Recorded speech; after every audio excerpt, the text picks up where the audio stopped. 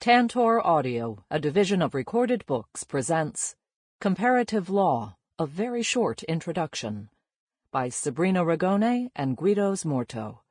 Narrated by Linda Jones. Publisher's note. In this audio edition, you will hear references to figures present in the print and e-book formats of the book. Note on the text. This book has been conceived and written jointly by the co-authors. Sabrina Ragone has drafted chapters 1, 3, and 6. Guido Smorto has drafted chapters 2, 4, 5, and 7. Chapter 1. What is comparative law? At the dawning of the 20th century, universalism, openness to other cultures, and faith in progress were the driving visions of society. The Paris World Exhibition, held in 1900, Figure 1, which can be found in the print and e-book versions of this book, one of the major world's fairs in history, hosted more than 50 million visitors. Dozens of countries around the globe gathered to share their culture and accomplishments, and to celebrate the achievements of the previous century, while preparing for the future. Artistic innovations, Art Nouveau, new means of transportation, the first line of the Paris Metro, and architectural masterpieces, Petit and Grand Palais, were either reserved or built for this exhibition. From electricity to the new cinematograph invented by the Lumiere brothers, several technological innovations of major importance were displayed for the first time. An important world chess tournament was played involving the best players from the United States, the United Kingdom, the Russian Empire, Austria-Hungary, the German Empire, France, and Cuba. The second modern Summer Olympic Games were also held in Paris in 1900. 28 nations, 1,000 athletes, and for the first time ever, 22 women took part in the event. The Swiss sailor Hélène du Portalis was awarded the first gold medal as a crew member of the winning team in the 1 to 2 ton sailing event, and the English tennis player Charlotte Cooper was the first woman to obtain the individual title of Olympic champion. A comparable zeitgeist affected law. The same year, Paris was also the venue of the first International Congress of Comparative Law, the event that is widely considered to be the conventional establishment of comparative law as a discipline.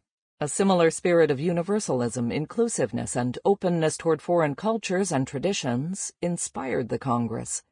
Experts gathered to discuss the nature, targets, and methodology of legal comparison, and, no less important, to investigate how to achieve a set of universal unifying principles.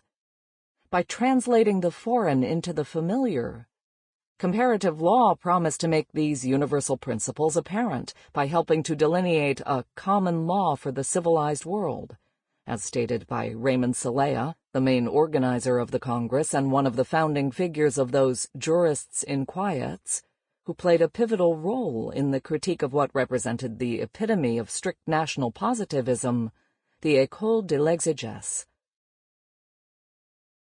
If the Congress of Paris set the theoretical foundations of comparative scholarship, the practical vocation of comparative law was especially emphasized at the Universal Congress of Lawyers and Jurists, held 4 years later, in St. Louis, Missouri, the founding act of comparative law in the United States. The Congress was soon followed by the establishment of the Comparative Law Bureau within the American Bar Association, which founded the Annual Bulletin, the first comparative law journal in the United States, with the aim of providing legal data and scholarship from several countries, ranging from Belgium, Germany, Spain, and Switzerland, to Japan and Latin America. These initiatives were particularly aimed at practitioners rather than academics, interested in legal activities with a transnational dimension. Openness involved legal professions as well, in a similar way as happened with sports. In December 1900, Olga Petit and Jean Chauvin were the first women in France to take their oath as lawyers, a few decades after the U.S. had taken the same step. Still, as Chapter 2 will address, laws used to be, and mainly are, adopted and implemented at the national level. Therefore, the second dimension in the development of legal comparison, alongside openness and universalism, was the attention paid to domestic norms. In fact, comparing national laws was considered for a long time to be the core business of comparative studies. A relatively young comparative discipline. In principle, comparative law encompasses the following operations: the comparative assessment of entire legal systems or specific laws, regulations, judgments, and customs in order to unveil similarities and differences; the study of how legal solutions are imitated, transplanted, accepted, and rejected in other countries or social groups; and the methodological issues arising from the study of different legal systems, families, and traditions. In this respect, according to methodologists like Rodolfo Sacco, the mere study of foreign law does not amount to proper comparison, but instead it becomes a phase within the realization of a comparative study.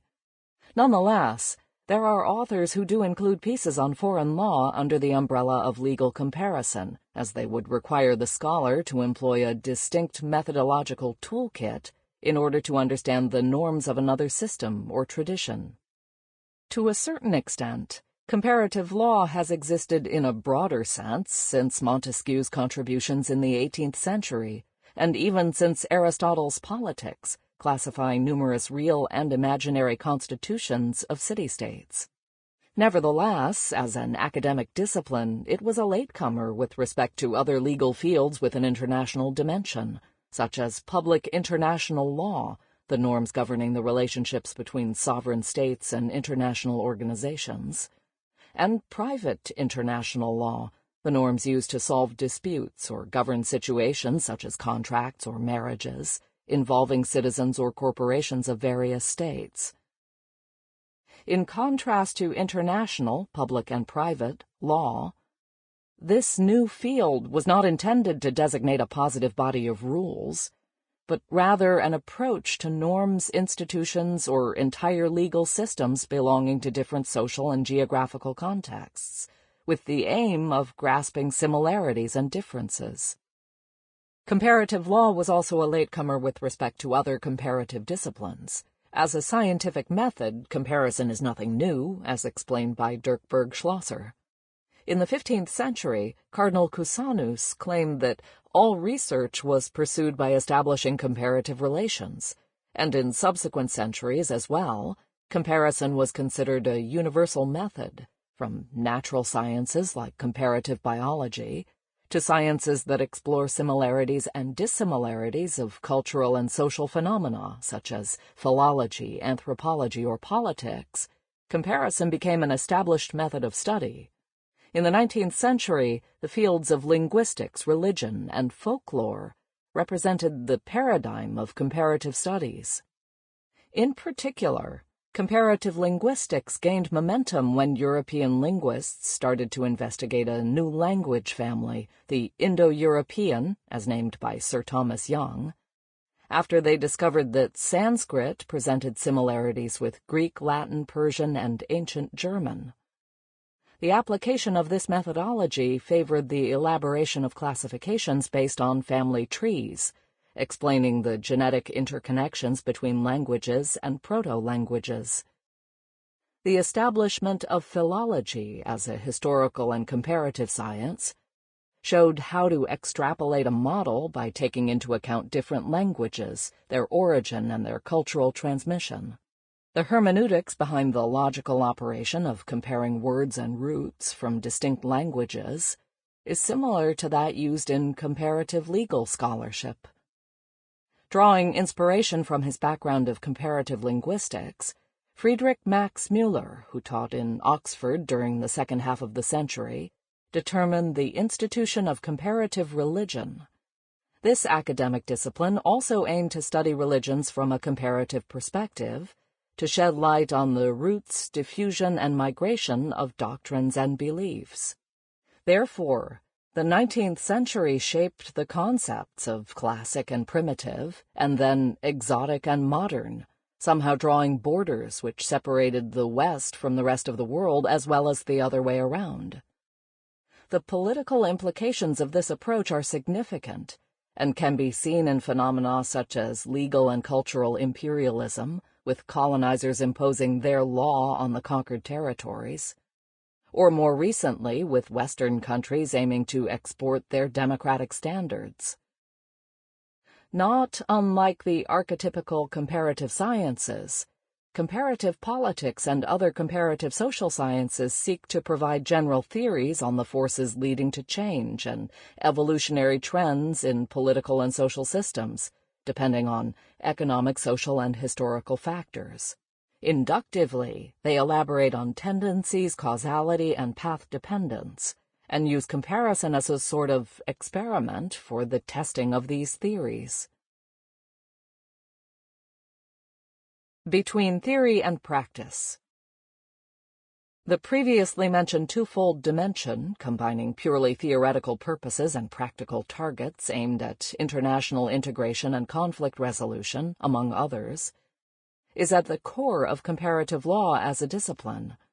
The theoretical dimension, emphasized by comparativists of all generations, underlines the role of legal comparison in the better understanding of legal data, their explanation and classification for purposes of knowledge. The practical dimension encompasses the use by founding fathers and legislators in drafting constitutions and laws, the inclusion of foreign law within judicial reasoning, the achievement of common norms in international or supranational realms, as well as the realization of proper legal translations. Comparative law enhances cultural and critical skills. Many of the masters of comparative law were prominent figures in the fight against legal positivism and formalism that were at the center of all debates in both the United States and Europe at the time. This is why legal comparison is relevant not only for scholars interested in foreign law, but also for domestic academics and practitioners. The study of legal institutions and traditions of other countries helps us to develop a more critical take on our own legal system. At the same time, comparative law has always aimed at being useful for the achievement of practical programmatic targets as well. This was already the case at the beginning of the 20th century, as the experience of Ernst Rabel, for instance, proves. He was the co-founder of the first University Institute for Comparative Law in Germany, in Munich.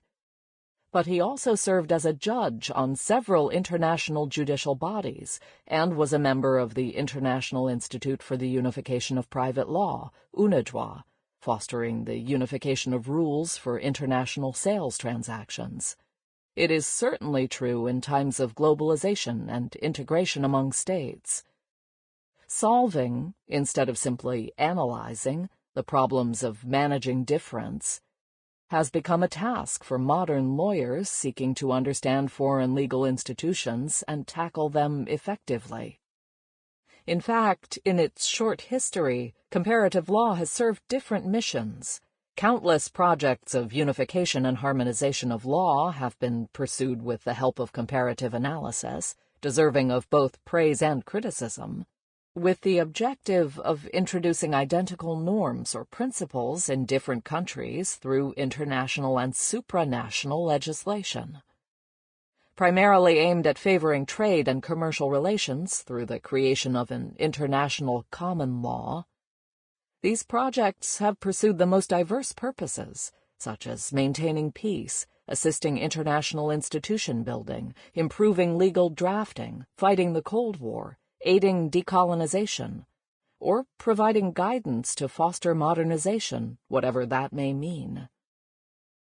The achievement of legal convergence to aid trade and commercial purposes proves the point.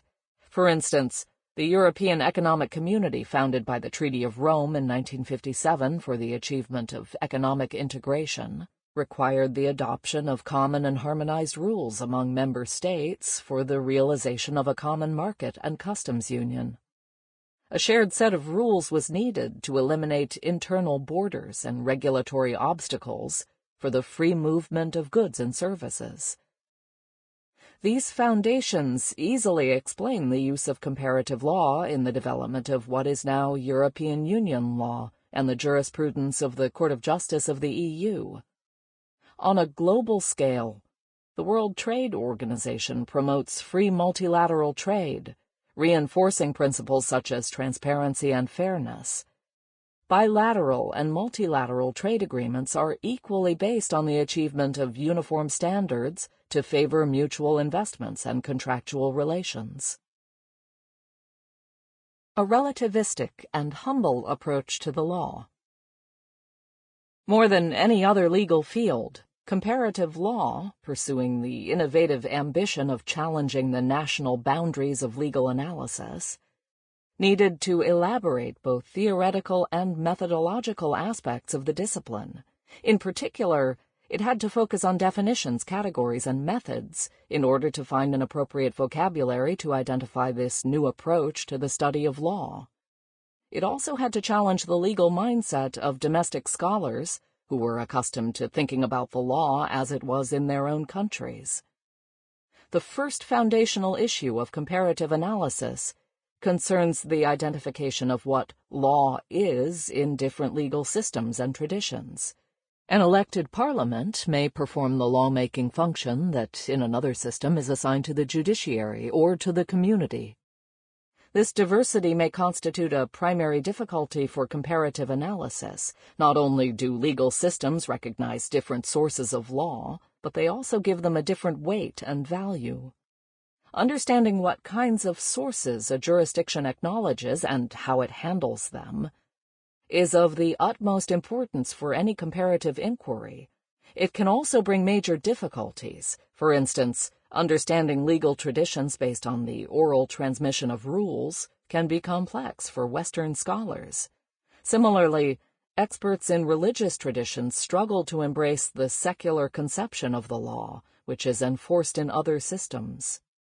Therefore, comparativists must get rid of their previously acquired legal mindset and make the effort to enter into that of the others. They have to appreciate what domestic jurists of another country would consider as sources of law, applying that country's domestic criteria to interpret and systematize them. This strategy is not as easy as it may seem at first glance.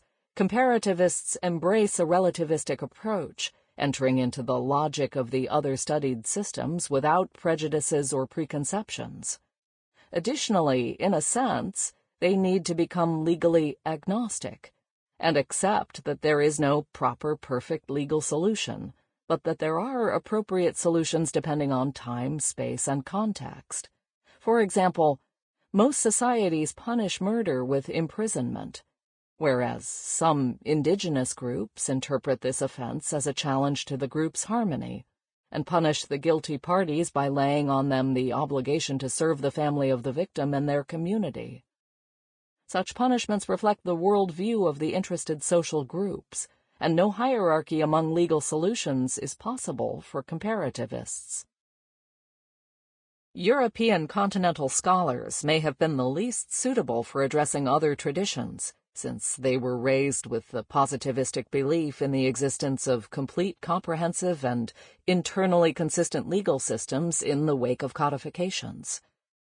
This ideology defended a conception of legal sources according to which the law is created through codes and legislation, forming a gapless system of legal propositions. While decisive in understanding a legal system, cases and scholarly writings are not deemed to be sources of law. From a positivistic viewpoint, judicial decisions are the mere application of an abstract legal rule to a factual situation through means of legal logic. In other words, judges apply the rules, and legal scholarship comments upon and clarifies their meaning. Of course, divergences in interpretation cannot be excluded. However, when identical statutory rules bring two courts to different judicial decisions, one decision may be considered erroneous and therefore shall be overruled by a higher judge who is entitled to provide a more correct interpretation of the norm. This reconstruction becomes untenable in a comparative analysis.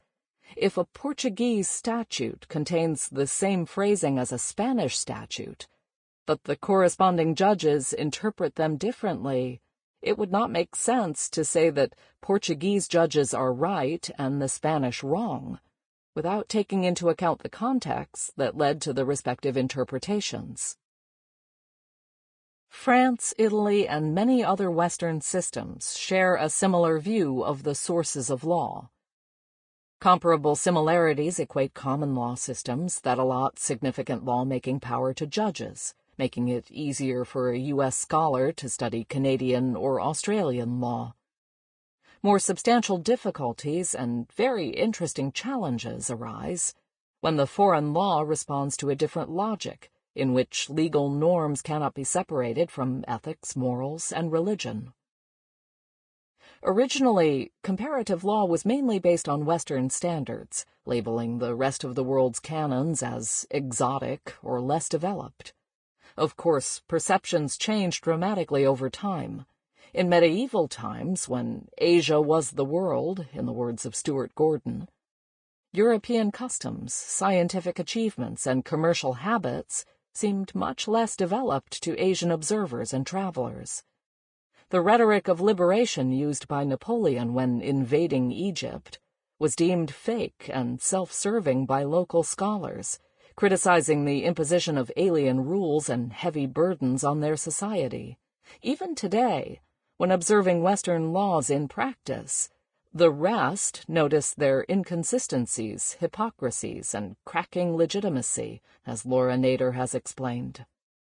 The progressive inclusion and understanding of legal traditions further away from the West have led comparativists to take into due consideration not only statutes, but also judgments and scholarship. Therefore, comparative analyses adopt a realistic bottom-up perspective, investigating which actors, institutions, or events produce legal norms in each system. Elements like oral traditions, religious interpretations, trade usages, contractual standard terms, social mechanisms, and customs, which would not amount to official legal sources according to Western orthodoxy, should be included in the picture as long as they determine the meaning and scope of the legal norms under consideration.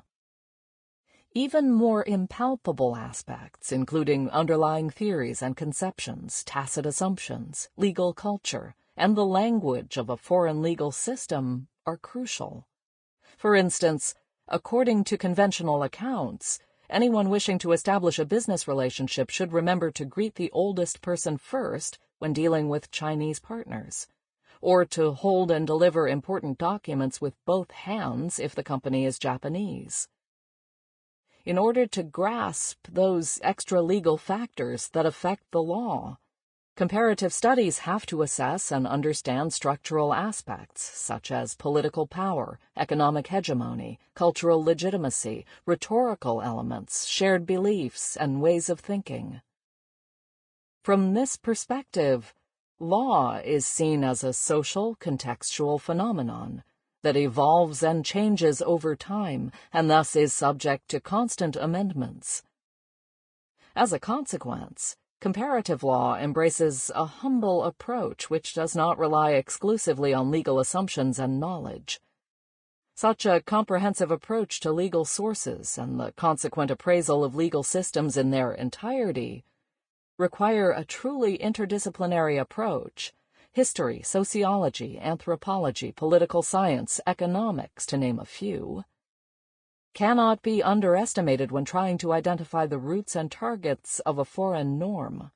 One cannot study a parliamentary system without understanding equilibria among political parties, or grasp the meaning of a norm on gender equality without consulting statistical data on women's representation. Therefore, comparative law makes use of different disciplines which provide insightful knowledge on the legal systems analyzed. Of course, the level of interdisciplinarity and the choice of the other sciences to include depend on the specific topic examined. Language and linguistics are paramount for the study and understanding of foreign norms, while history provides the essential reconstruction of facts and events for the comparativist to appreciate the origin and development of any legal institution.